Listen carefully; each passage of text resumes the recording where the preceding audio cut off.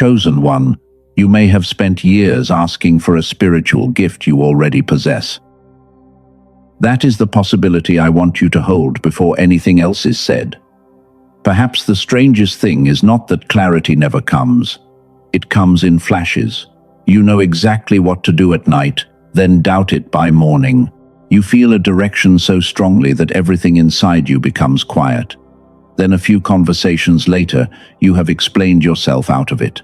An idea arrives whole and clean, but when you try to act, your mind fills with objections. Most people conclude the gift disappeared. Consider this. What if the gift remained, but your access to it changed? What if the ability was never destroyed, and what changed was the condition in which you try to reach it? That would explain why clarity still appears while walking, praying, driving, or sitting alone without pressure. The important moments rarely happen when you are forcing them. They come when the noise drops. They come when your attention is not fighting itself. They come when you stop trying to impress anyone, including yourself. That matters, because it suggests the gift may not be absent. It may be harder to access. When this title says, "You are the first human in 2,000 years," do not treat it as a history lesson. Treat it as a challenge. Could you become the first in your own line who stops confusing lost access with lost capacity? Think about your life.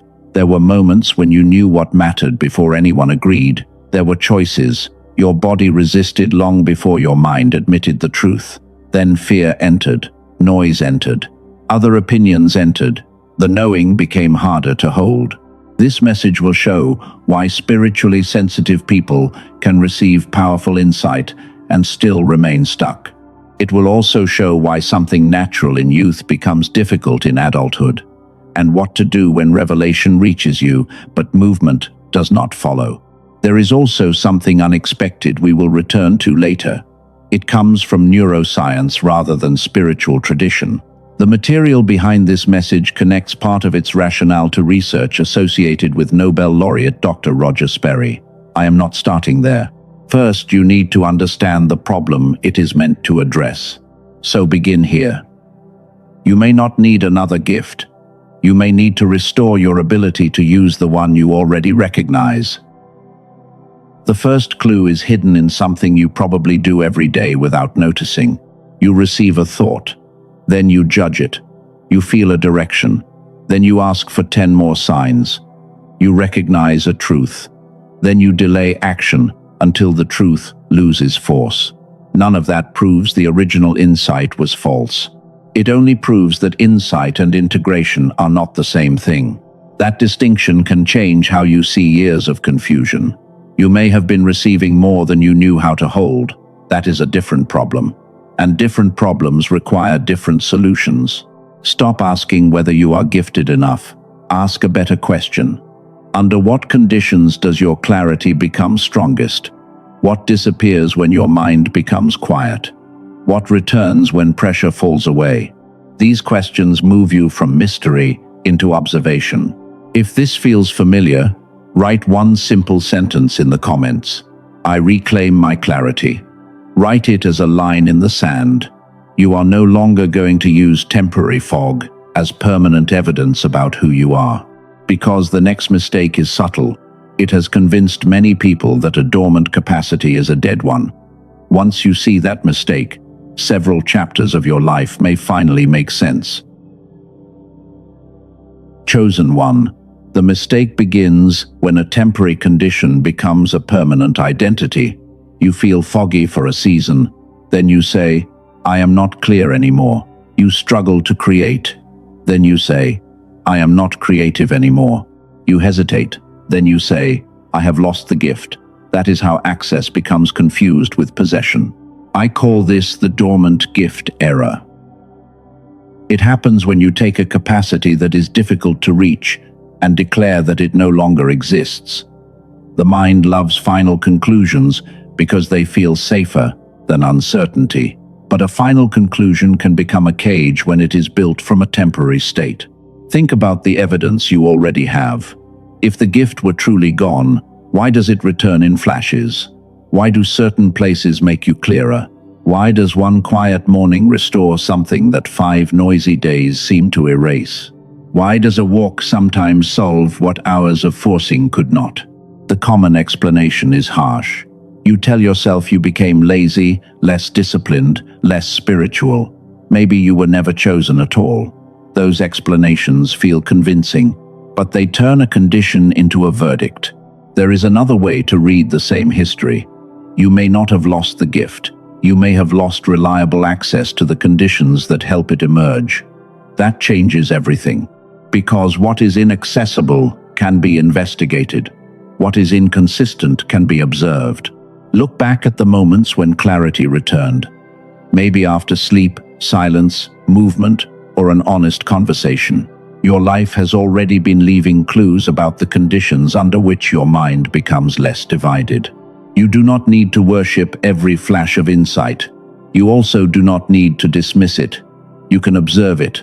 Ask what was present, what was absent, and what changed before the clarity arrived. That turns vague hope into useful evidence. For the next 3 days, try something simple. I call it the access audit. Every time you notice a genuine moment of clarity, record 3 things. Where were you? What were you doing? What was not present in that moment? Do not chase a sign. Study the conditions. Maybe clarity comes before the phone enters your hand, after movement, or when nobody is asking anything from you. After 3 days, patterns may begin to show themselves. This exercise separates identity from condition. Instead of saying, I am confused, you begin to say, my clarity changes under certain conditions. That gives you agency, and there is something else to release. The phrase, first human in 2,000 years, should not become a reason to feel superior. Being first does not need to mean being above anyone. It can mean being the first person in your family who notices a pattern clearly enough to stop repeating it. Maybe people before you were intelligent but overwhelmed. Maybe they had intuition but no language for it. You do not need to judge them. What protected one generation can become a prison for the next when nobody examines it. You are allowed to investigate your gift instead of romanticizing its absence. You are allowed to ask what helps you become clear. You are allowed to stop calling fog your personality. So do not ask, where did my gift go? Ask, when can I access it most clearly? Do not ask, why am I broken? Ask, what conditions make me more divided? Those questions are quiet. They are powerful, because the next clue is waiting in your own past. There was a time when creating, imagining, and noticing did not require this much permission. The child you once were may not have been more gifted than you are now, but that child was carrying something adulthood taught you to interrupt. Chosen one, before adulthood taught you to question every impulse, there was a version of you that moved differently. Not perfectly, not magically, just with less internal interruption. You could become absorbed in something without asking whether it was useful or impressive. You could create before judging the creation. Picture a child sitting on the floor with paper spread everywhere. The lines are uneven. The colors ignore every rule. Nothing is being optimized. Nothing is being compared. The child is not asking whether the idea will work. The child is discovering what happens when imagination moves before criticism arrives. Now picture the adult version. A blank document is open. 17 tabs are waiting. The phone lights up. An idea appears, then immediately meets objections. Is this smart enough? Is this realistic? What will people think? Before creation begins, evaluation has already taken control. That contrast matters.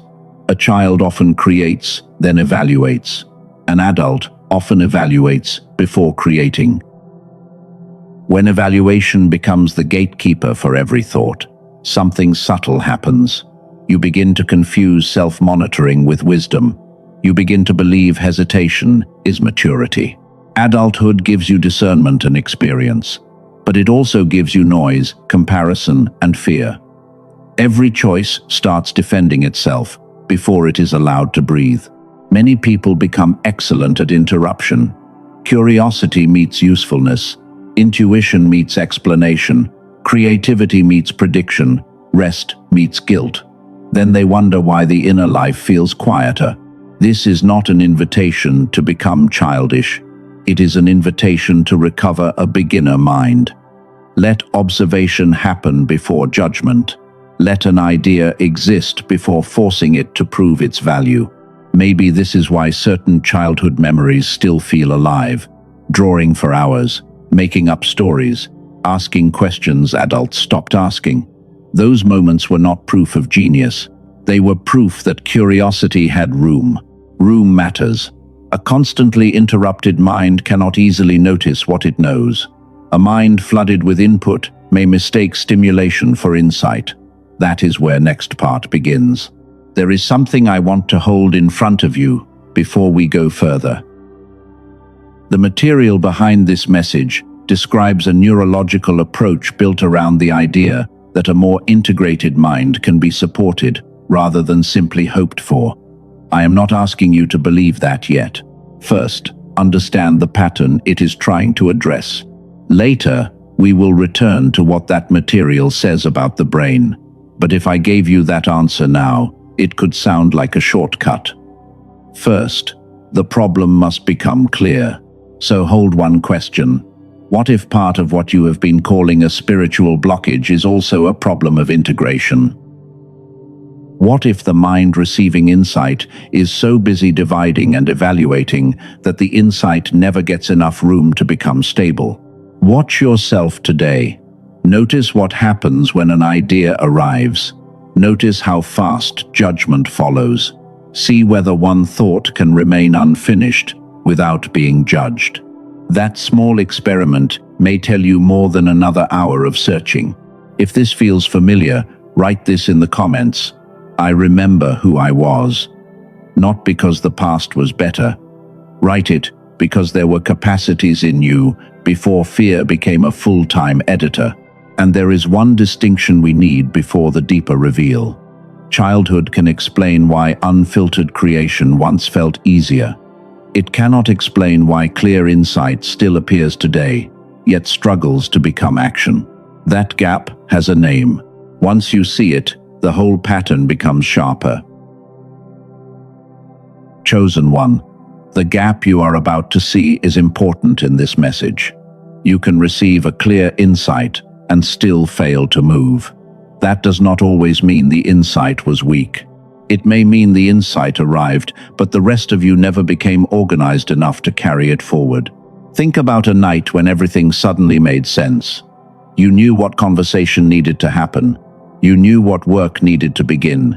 You knew what habit needed to end. Then morning came. The knowing was still there, but its force was weaker. By afternoon, doubt had surrounded it. Most people explain this by saying they are inconsistent. Some call it weak faith. Others decide the original insight must have been imagination. But there is another possibility. Receiving clarity and integrating clarity are not the same capacity. I call the distance between them the receiver gap. The receiver gap appears when an idea reaches you, but cannot stay stable long enough to become behavior. You recognize the truth, but do not reduce it into a clear step. You feel direction, but immediately seek more confirmation. You understand something deeply, but leave it in the world of feeling. That creates a painful pattern. You collect powerful realizations, but your calendar remains unchanged. You feel moved, but the movement stays internal. Over time, you begin to mistrust the clarity you once asked to receive. This does not mean every feeling is guidance. Discernment still matters. But if an insight survives honest reflection and still points toward the same action, endless delay can become resistance. The question becomes, what did I do with it? Here is a practice. When a meaningful insight arrives, do not chase another one. Name it in one sentence. Reduce it until the meaning is clean. Then choose one visible action that expresses it. Send the message, open the document, make the appointment. Remove the distraction. You do not need to complete the whole journey. You only need proof that clarity can become movement. That proof changes your relationship with yourself. It tells your mind that insight can become action. I call this the 90-second integration rule. The moment clarity arrives, give it a physical address before the old noise returns. Write the sentence, schedule the step, put the object where you will see it. Create a bridge between what you know and what your day will actually contain. Picture a morning a few months from now. You wake up with one difficult decision in front of you. You do not search for 10 opinions. You do not scroll for a new message. You become still, examine what you already know, and take the next honest step. The feeling is not dramatic. It is congruence. That is the future this work points toward, not constant certainty. A life where insight and action stop living in separate rooms. Some of you may be thinking, I have journaled for years. I have prayed. I have meditated. I have reflected more than anyone knows. That may be true, but this is not another ritual to collect. It is a bridge from insight into behavior. You are still here because information was never the only thing you were missing. You needed a way to stop turning revelation into delay. If that lands, write this in the comments. Insight must become movement. Let that sentence mark the difference between receiving something meaningful and building a life around what you already know. Because there is another trap ahead. It catches sincere people more easily than careless ones. The more seriously you search for truth, the more tempting it becomes to keep searching instead of integrating what has already found you. Chosen one. Sincere people can become trapped by the very thing that once helped them grow. You learn something that opens your heart. You feel relief. Then you search for another message that creates the same feeling. Soon, receiving information starts to feel like transformation, even when nothing in your daily life has changed. You save teachings. You collect notes. Each new insight feels important. Sometimes it is. But if every revelation sends you searching for another one, the first never gets enough time to become part of you. I call this the revelation integration gap. It is the distance between understanding something and living as though it is true. That distance can stay hidden for years because learning feels productive. You are moving mentally, so it seems as if your life must be moving too.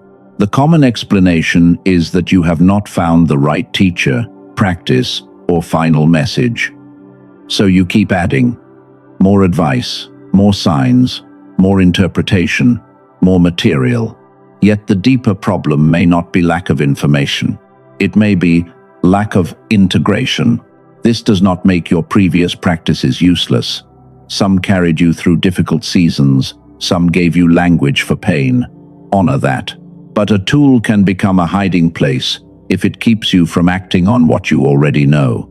Ask yourself one uncomfortable question. What do I already know that I keep asking to be told again? Maybe you already know the boundary you need. Maybe you already know the project you need to begin. Maybe you already know what habit is draining you. Maybe you already know which conversation keeps waiting. The issue is no longer discovery, it is response. For the next 7 days, use one rule, one revelation. Do not choose 10 teachings. Choose one insight that has already stayed with you. Then ask, what would this look like as behavior? Use 3 steps. Receive, reduce, respond. Receive the insight without immediately chasing another one. Reduce it to one clear sentence. Respond with one visible action that can exist in the real world. Place your hand on the table, feel the surface, let your shoulders loosen. Then ask quietly, what do I already know that I keep asking to be told again? Do not force an answer. Notice what appears before your mind negotiates with it. That is where agency returns. Not when you know everything. When one truth becomes a choice. If this speaks to you, write this in the comments. I act on what I know. Let it remind you that clarity deserves somewhere to land. And now, the question we opened earlier becomes more important. If you understand the receiver gap and you understand the revelation integration gap, why can clarity still feel physically difficult to hold? Why can your intention be sincere while your mind keeps sliding back into fog? Earlier, I told you there was something described in the research material that I would return to. I waited because a solution means very little before the problem has a shape. You can see that shape now. The next step is to understand what may help support the system trying to carry what you already know. Chosen one, there is still one uncomfortable question. If you understand both gaps, why can clarity still feel difficult to hold? Why can sincere intention still return to the same fog? The missing piece may be the condition of the system trying to carry what you know. You have already seen the pattern. The problem is not always lack of insight. Access, integration, and action do not always operate as one system. You receive something meaningful, but your attention fragments before the insight becomes behavior. That is the WHY. The what is simpler. Receive, reduce, respond. Receive what matters. Reduce it to one clear truth. Respond with one visible action. And the who is the restorer. The person who stops chasing a new identity and begins recovering capacities buried under noise. You were never required to manufacture a new mind. But understanding the old pattern does not automatically restore the conditions that support a clearer one. Earlier, I told you I would return to something described in the research material behind this message. This is that moment. The seller connects its approach to work associated with Doctor Roger Sperry, who received the Nobel Prize in 1981 for research involving the specialized functions of the two cerebral hemispheres. The product material builds from a simple idea. The seller describes its method as supporting coordination between the two hemispheres and whole brain activation. That is a product claim, not proof of a spiritual gift. Before I name the product, consider two experiences the seller reports. A woman from California described persistent mental fog and the feeling that life was happening to her. According to her testimonial, after using the program, she felt clearer and less overwhelmed. A man from Texas described work and family pressure while his mind felt foggy. The seller says he later felt sharper and more decisive. These are personal reports, not guarantees. The material names Doctor Daniel Barone in New York and presents the product as an 8-minute targeted auditory sequence. The seller calls the approach neural sync technology and says it is intended to support synchronization between the two hemispheres. They call it the Genius Switch. The Genius Switch is presented as a digital audio track. Put on headphones, close your eyes, relax, and listen for 8 minutes each day. The material says no complicated ritual is required. It is important to understand what is being sold. This is not the gift itself. It does not choose for you. It does not replace prayer, reflection, discipline, or professional care when those are needed. The role being offered is narrower. It is intended as a support tool for the mental conditions associated with clearer integration. The Genius Switch is not for everyone.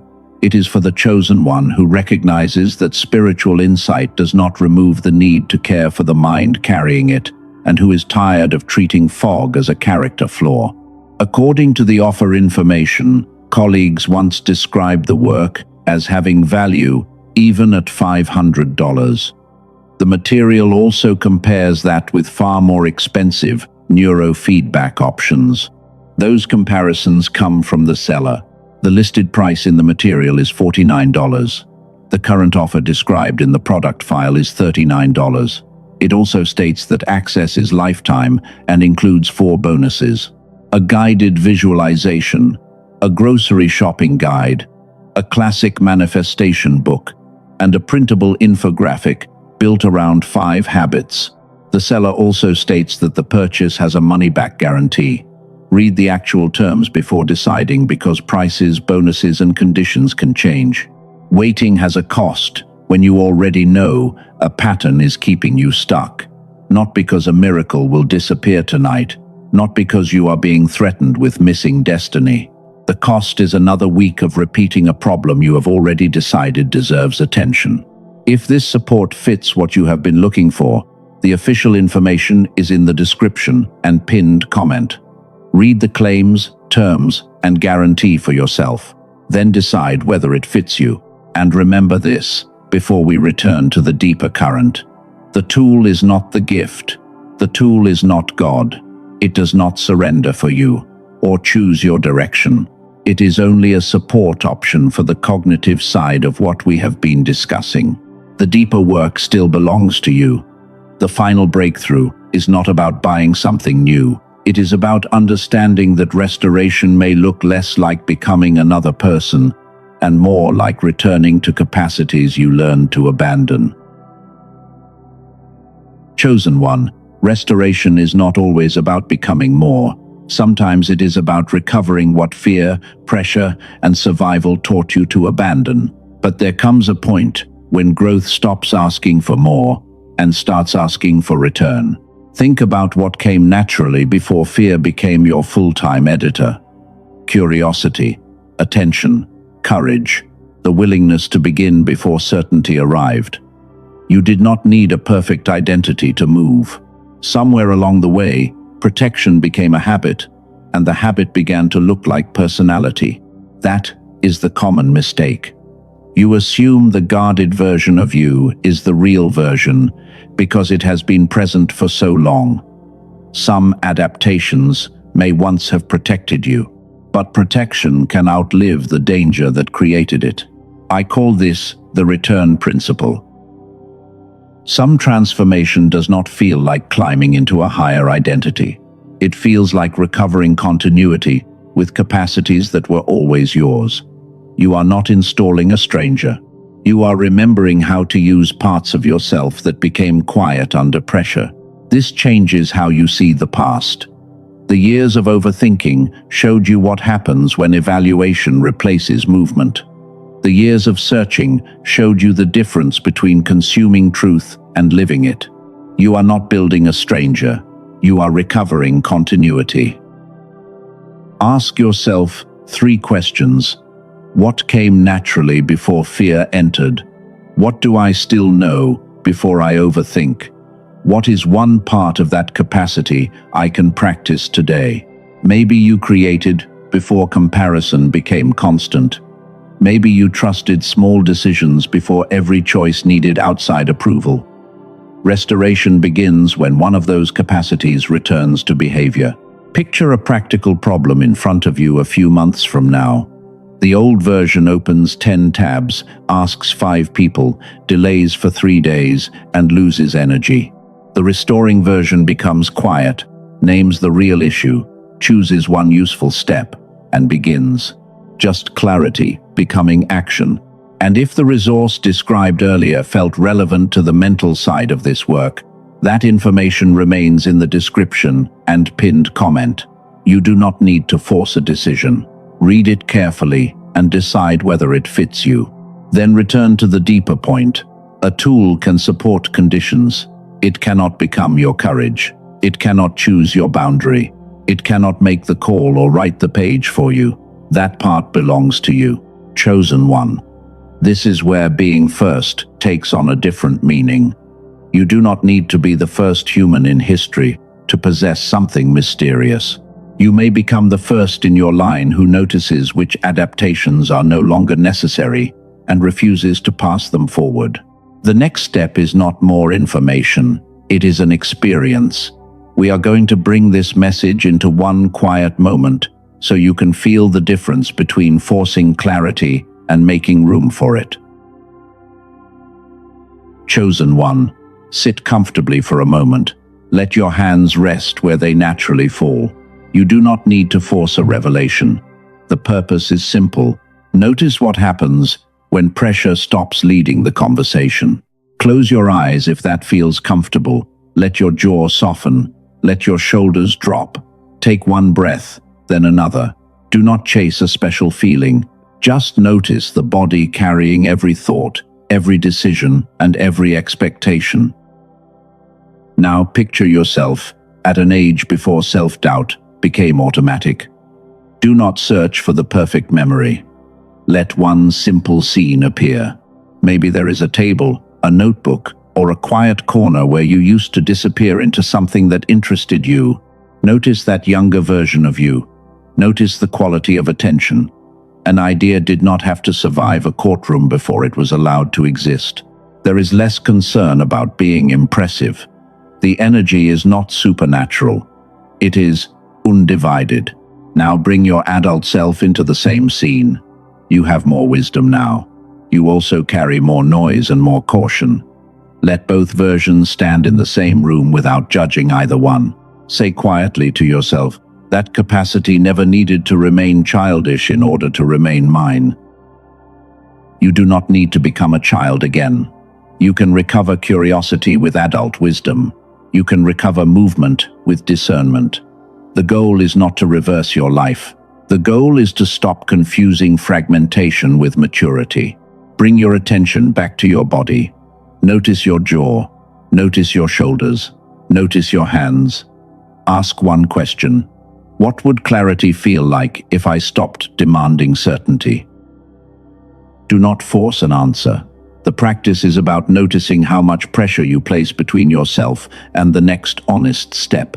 Now return to the question that has been open since the beginning.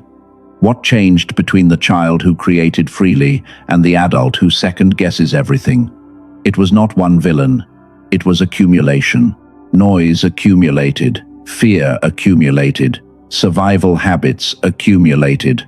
The mind learned to interrupt itself before experience had time to become integrated.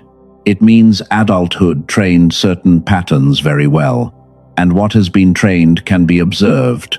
What can be observed can be interrupted. What can be interrupted can begin to change. This is where the title becomes clearer. 2,000 years does not need to be treated as a literal, historical claim. Being first can mean something more grounded. You may become the first person in your own line who recognizes fragmentation clearly enough to stop handing it forward. Maybe your relationships receive a version of you that is less divided. Maybe your work receives decisions made with more presence. Take one final breath. Choose one capacity you want to restore. Curiosity, courage, attention, honesty, creativity. Let one word come forward. Promise, one act of practice, one visible step, one response that proves the old pattern is no longer automatic. You are not waiting for the gift to arrive. You are learning how to become available to what is already asking for expression. Chosen one, before this message closes, pause with gratitude. For one thing, you stayed long enough to look at the pattern instead of demanding another promise. That matters. Not because staying proves you are special. It matters because awareness is where responsibility begins. Release the need for endless signs. Release the shame attached to mental fog. Release the belief that lost years must remain wasted years. Release the idea that confusion is your personality. And release the expectation that a real gift must always feel dramatic. You do not need fireworks to recognize clarity. Sometimes clarity is quiet. Sometimes it looks like a boundary. Sometimes it looks like a phone call, a finished page, a decision made without 10 rounds of negotiation. Let this become simple. I am not the fog I passed through. I am not the doubt I learned. I am not required to chase what I can learn to recognize. I receive with discernment. I integrate with patience. I respond with courage. I am the one who restores what fear taught me to abandon. I am the one who turns insight into movement. I am the restorer. And perhaps that is what being first really means. Not the first human in recorded history to possess a supernatural power. Not someone placed above everyone else. The first person in your line who recognizes the gift, understands the interference, and chooses not to pass that interference forward. That is enough. You now know the difference between losing a gift and losing access. You know the receiver gap. You know the revelation integration gap. You know the return principle. And you know that insight becomes meaningful when it enters behavior. So, when clarity appears again, do not worship it. Do not doubt it automatically. Test it, reduce it, respond to it. Give it a place to live in the real world. If this message gave language to something you have felt for a long time, write one final sentence in the comments. I am the restorer. Let those words mean responsibility, not superiority. You do not need to become someone else tonight. You do not need another identity.